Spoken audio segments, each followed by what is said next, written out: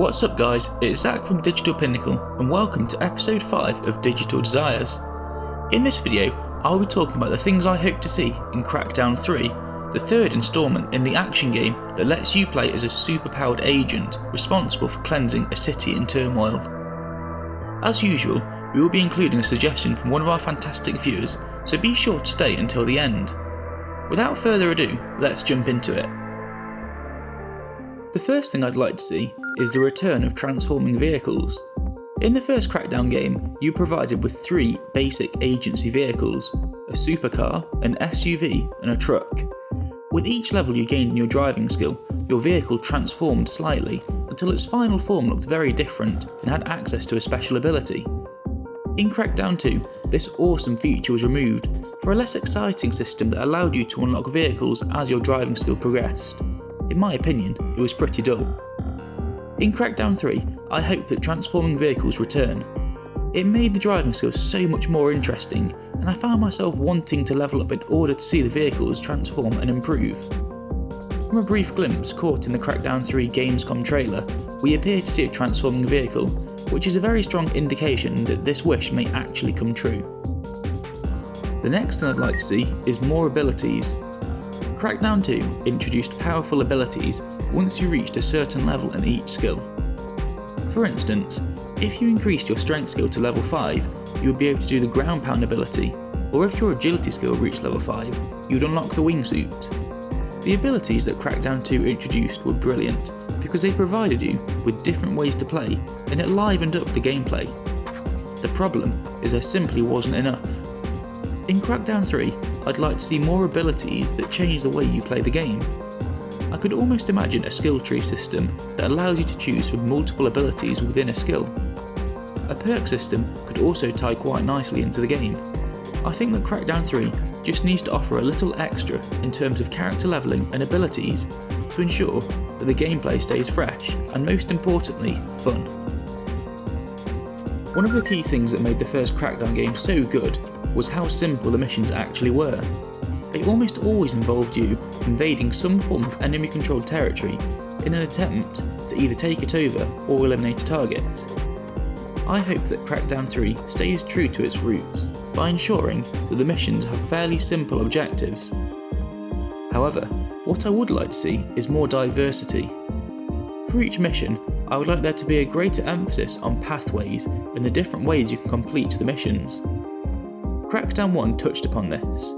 One of my favourite missions involved you trying to kill a target sheltered on an island just off the coast. There were a variety of different ways you could complete this mission.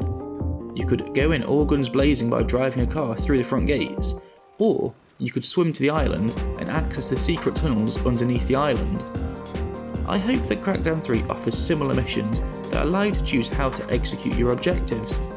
It would allow you to play the way you want to play, and it would make better use of the skills your character possesses. Up next, we have tactical destruction. One of the biggest things Crackdown 3 has advertised is the destruction that the game will include, thanks to the Azure Cloud Engine, which allows for seemingly unlimited destruction and chaos. One of my biggest hopes for this destruction is that it actually has use in the game. For example, I hope that you will be able to use the destruction to your advantage in order to complete your objectives. If you're trying to eliminate a kingpin sheltered in a building, it would be incredible if you could actually smash your way in through the roof, or throw a car into the wall to break your way in. Essentially, I hope that the destruction isn't just there for aesthetic appeal, but that it actually has a function in the game that enhances the overall gameplay experience.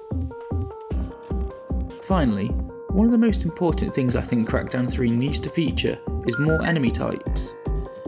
At this point in time, we know that Crackdown 3 will go back to its roots by throwing you into a new city controlled by multiple gangs battling for control and territory. Therefore, I hope that each gang feels distinctly different and there are multiple types of enemies that require you to use different tactics in order to kill. Fighting gang members in previous games often felt easy and somewhat repetitive. The zombies that featured in Crackdown 2 offered a good amount of diversity in terms of enemy types. However, I much prefer the idea of taking down gangs and liberating a city, as opposed to fighting zombies. In one of the gameplay trailers, we catch a glimpse of what appears to be an enemy in a giant robotic suit. This suggests that this time around the gangs we face will have access to some serious firepower, which is brilliant. It means that the combat will be more challenging, and hopefully you'll need to use different strategies in order to take them down.